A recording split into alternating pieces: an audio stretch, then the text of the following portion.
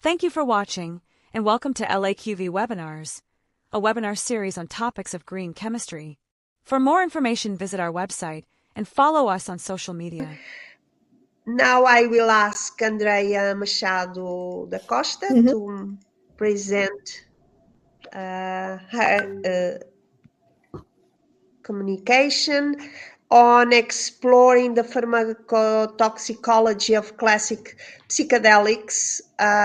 Just let me make you a brief introduction of Andrea. She is a PhD student. She completed her master dissertation in forensic sciences at the University Institute of Health Sciences, and she is currently, I guess, a trainee assistant in the Cooperativo de Ensino Superior Politécnico e Universitário. So the floor is yours. Thank you so much, Professor Conceição. I will share the screen.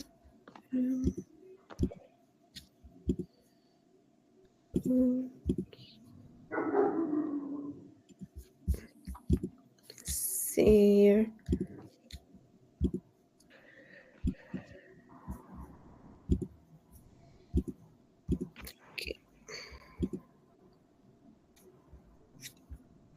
Okay. So I will present the work that I'm conducting in my PhD, focus on exploring the pharmacotoxicology of classic psychedelics. So in recent years, classic psychedelic compounds like psilocybin, psilocin, LSD, 5-MeO-DMT, and mescaline have gained renewed attention not only for their recreational use, but especially for their therapeutic potential in psychiatric and neurological disorders. However, their toxicological profiles, particularly their neurotoxic effects and underlying mechanisms of toxicity, remain poorly understood, which compelled us to study them and develop this work. So we had three main aims in this project. The first was to study the interaction between these compounds and major CYP450 enzymes using both in vitro screening and in silico modeling, and also to characterize their cytotoxicity and mechanism of neurotoxicity. We also wanted to study them in vivo for their behavioral and toxicity, especially the difference between pure psilocybin, which is the most used in clinical settings, and the use of psilocybe cubensis extracts to evaluate the difference and the possibility of the entourage effect that we see with cannabis. So for the in vitro assessment of CYP450 inhibition, we used screening kits following the user's guide, and we attained the IC50 values for the interaction and more specifically the inhibition of CYP3A4, 2D6, 2B6, 2A6, and 2E1. And based on the results we obtained, psilocin showed potential to be an inhibitor of all the enzymes evaluated, especially CYP3A4 and 2A6, while LSD and 5-MeO-DMT showed potential to be a CYP2D6 inhibitor. To complement these results and have a molecular idea of this interaction, we performed also in silico evaluations using first molecular docking, where we put the psilocin, in this case, in this example, psilocin, but all the compounds, inside the active site of the enzymes to see the position they occupy. And we also performed molecular dynamics to evaluate the strength of these interactions. In this example of the interaction between psilocin and CYP2A6, we saw that psilocin remains close to the active site of the enzyme, the heme, and this binding position remains stable during all the molecular dynamic simulation we performed. So we saw good interaction between this compound and this enzyme. We performed other calculations of the molecular dynamics to have a more objective evaluation of the strength of these interactions, and also to see the K residues that are responsible for this binding interaction. Here, as an example of the interaction between the 5 hallucinogens and CYP2A6, we have in blue the different compounds. Almost all remain close to the heme, which is the active metabolic site of the CYPs. And we also have here in magenta the different K protein residues responsible for this binding strength and interaction. So from the in vitro study, we saw that psilocin inhibited all CYPs, especially CYP2A6 and 3A4, while LSD and 5-MeO-DMT showed strong inhibition for CYP2D6. Based on the in silico study, we confirmed this overall higher binding affinity for the enzymes from 5-MeO-DMT, LSD, and psilocin, and we identified a number of protein residues as K mediators of these interactions. Here, just to show this relationship between the in vitro study and the in silico study, have a graphical representation of the relation between the binding affinity obtained from the in silico data and the IC50 obtained from the in vitro data. And we can clearly see a cluster formed from psilocin, LSD, and 5-MeO-DMT, showing the higher binding affinity and higher inhibition potential for these enzymes. Then we performed also in vitro evaluation of the neurotoxicity of these compounds using a neuronal cell line, the SHS-Y5Y, which were exposed to different concentrations of the compounds. And we used 48-hour exposure. And then different assays were performed to evaluate the cytotoxicity and the mechanism of neurotoxicity, namely the MTT and neutral-red assays, a neuroprotective study using glutamate exposure, LDH leakage, the production of oxygen and nitrogen reactive species. We also evaluated the mitochondrial membrane potential, the intracellular ATP and total glutathione, and the activities of caspase 3, 8, and 9. So for psilocybin, we did not obtain evident cytotoxicity. We also had no neuroprotective effect of this compound using the glutamate-induced excitotoxicity assay. And regarding the LDH release, we also did not observe any effects. So due to this, no further mechanistic studies were conducted because we did not obtain its cytotoxicity, and this was the safest profile among the tested compounds.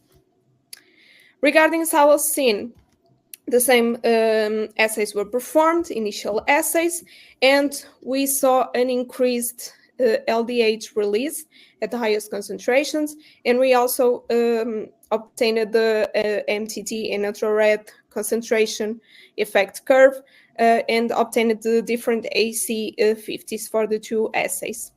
So we conducted further studies to assess the mechanism of this toxicity.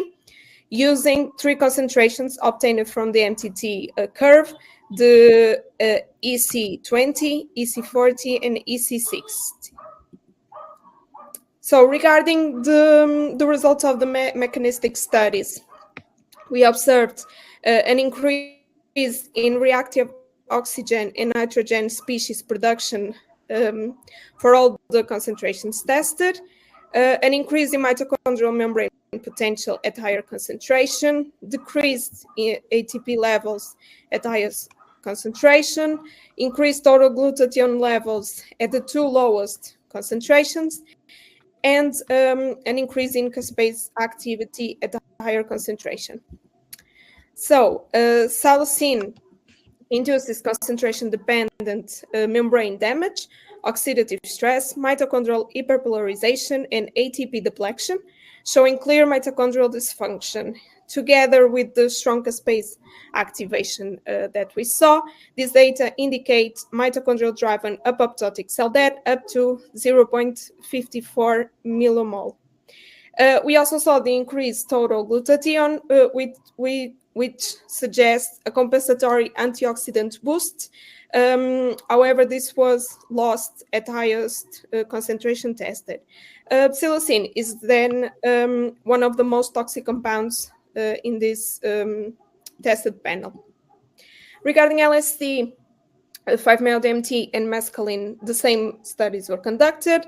For LSD, we saw an increased LDH release at the highest concentrations.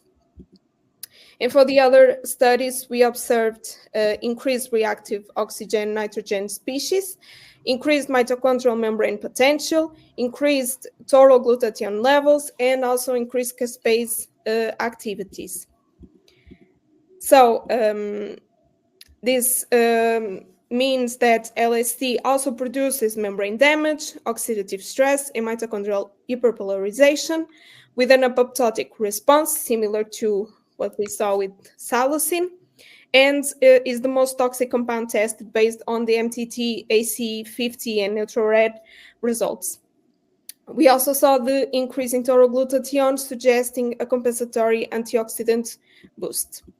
For 5-MeO-DMT, we saw, contrary to the other compounds, a decreased LDH release at higher concentration, increased mitochondrial membrane potential, and increased caspase activity.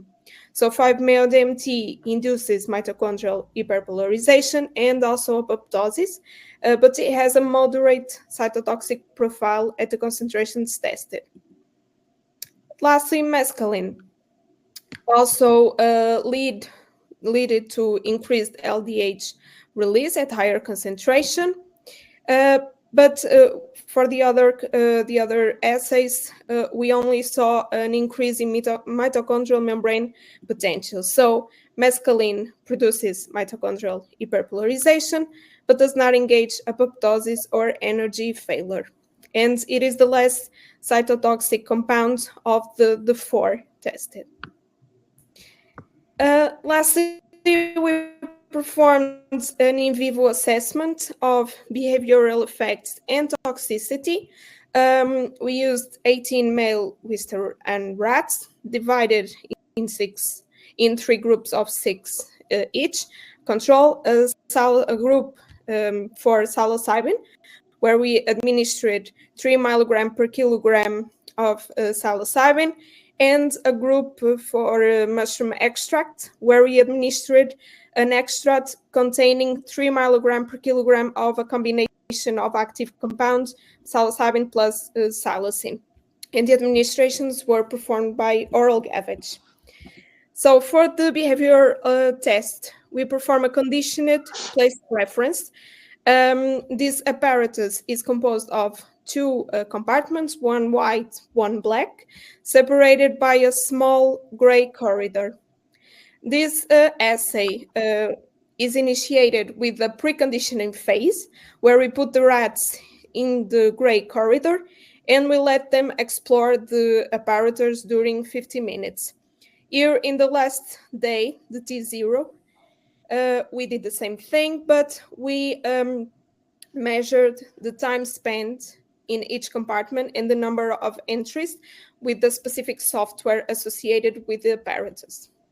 Then we had 6 days of conditioning, where we administered during 3 days of saline, psilocybin, and mushroom extract, intercalated with administrations only of saline. And 45 minutes after the administration, the rats were confined to the appropriate compartment for 1 hour. And this appropriate compartment was determined based on the T0. For example, if the rat spent more time in the T0 in the black compartment, this was associated with a preferred compartment and was associated with the saline administration. The other compartment, the non-preferred one, was associated with the administration of the drug.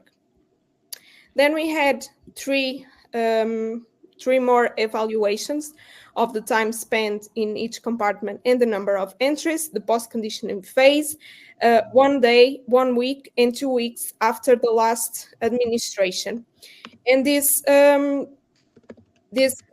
is made to evaluate if the preference of the rats changed based on the administration of the drug, since the administration of the drug was associated with the least preferred compartment. So we assessed if this preference changed and they spent more time or less in this compartment associated with the drug administration. And in these 3 days, we also collected feces for microbiota analysis. Then 8 days after the last follow-up evaluation, we administered again the treatments, and 2 hours after we performed the euthanasia of the animals, and blood and organs were collected for biochemical, histological, and epigenetic analysis. So the results of the behavioral results. In terms of the change in place preference, we saw that pure psilocybin administration significantly reduced the conditional place preference scores at 1 and 7 days post-treatment compared to controls, which indicates that the rats had an aversive or non-reinforcing effects associated with the administration of psilocybin. The same was not observed for the mushroom extract, where we saw no significant changes in the preference of the animals.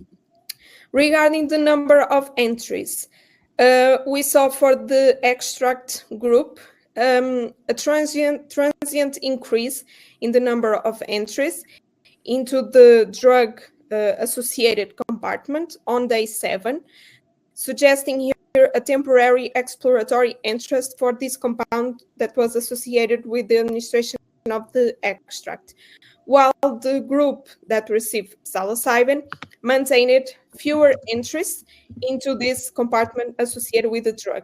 So we can conclude that these results highlight differential reinforcing properties of psilocybin alone versus the complex administration of the mushroom extract, indicating here a possible impact of other mushroom bioactives in these effects. We also evaluated the relative organ weight of the different organs collected after the euthanasia, and we saw an increase in relative liver weight in the psilocybin group, which can indicate a hepatotoxic response to the drug or an adaptive response to enzyme induction. And lastly, we also perform a TVARS assay. And for the kidney, we saw that the MDA levels were reduced for the mushroom extract group, which indicates lower lipid peroxidation and lower oxidative stress, suggesting here a potential antioxidant and or protective effect of the mushroom extract in this organ. This outcome is likely due to the additional bioactive compounds present in the mushroom and this entourage effect, because we did not saw the same in the psilocybin group. So, as general conclusion of this work, psilocybin, LSD, and 5-MeO-DMT significantly inhibited CYP enzymes, which raises the possibility of metabolic drug-drug interactions in clinical or polydrug contexts.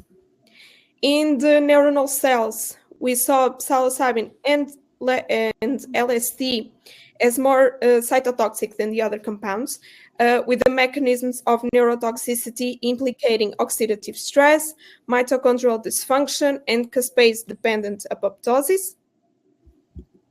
In the in vivo data, we showcase differential reinforcing properties of psilocybin alone versus the mushroom extract.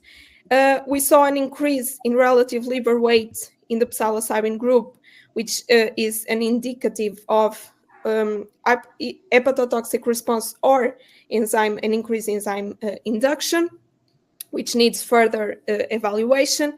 And we also saw a decrease in kidney MDA levels in the mushroom extract group, suggesting a potential antioxidant and or protective effects of the mushrooms. Together, these findings help build a more complete understanding both of the safety and pharmacology of these classic psychedelics, which is essential as the interest grows in their therapeutic use. So thank you for your time, and I'm open to questions. Thank you, Andrea. Thank you very much. This was very interesting. I don't know if anyone has questions.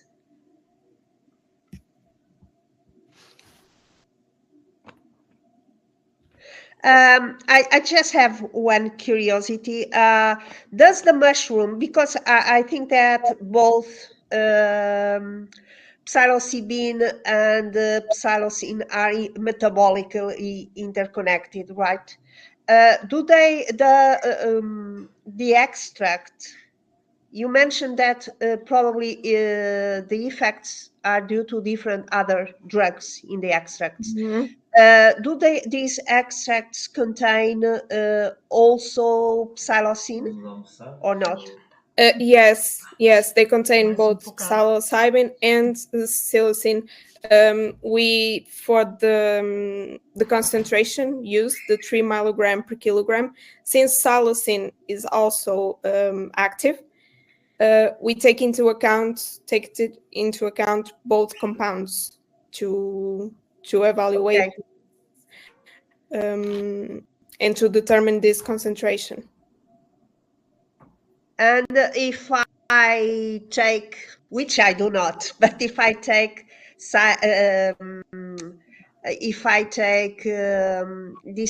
psilocybin, it can be converted in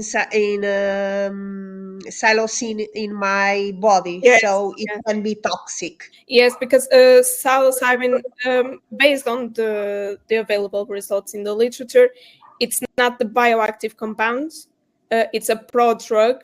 So once we consume it, it is rapidly metabolized into psilocin, and psilocin is the active compound in the brain. And so why did not this drug have toxic effects? That is I'm puzzled with that, because I would expect that the cells would metabolize it. Do you understand my question? Yes, probably in the in vitro one, the metabolization does not occur so rapidly. I think it's because of that. Okay. So I have a question. Hi, Andrea. Thank you for your nice presentation and very nice work. My question is, in fact, I'm not working in this field. So you used a neuroblastoma cell line. This is a cancer cell line, and not a normal cell. So my question is, how we can extrapolate or translate these results obtained in the cancer cell, which is very different from the normal cells. It is much more sensitive to the stress. The intrinsic and the extrinsic pathways are different. Mitochondria, everything, the oxidative stress, everything is different. How we can extrapolate these results to a normal cell? Yeah, we need to take that in account.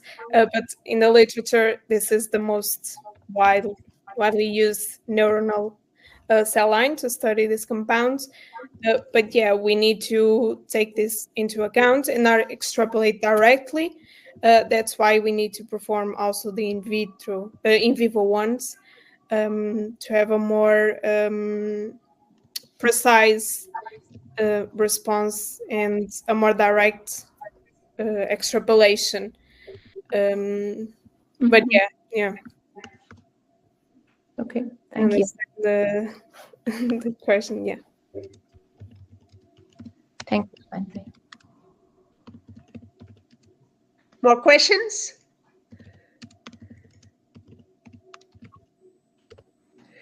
Thank you, Andrea. I think we are over time, and if there is no more questions, I just would like to thank you all. Once again, thank you. Thanks to the lecturers. And this was, for me, a very, very interesting webinar. I wish you happy holidays, and next year we'll come back with the webinars. Thank you.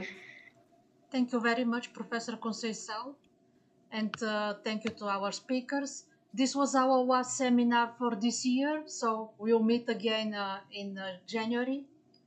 Everybody have a nice holiday. Thank you very much. Merry Christmas.